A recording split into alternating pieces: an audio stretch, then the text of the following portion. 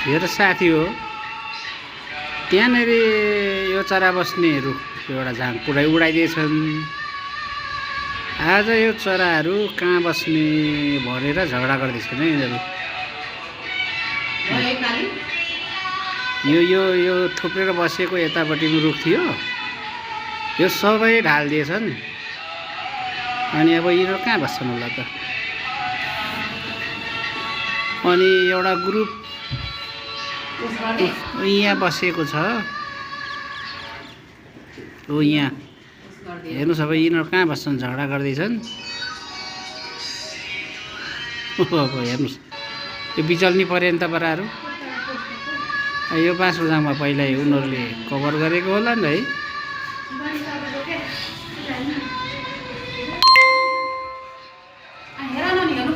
एउटा चाहिँ ग्रुप यहाँ छ नि, यस्तो तरिकाले बसेको छन्। के गर्ने होला त यिनीहरू।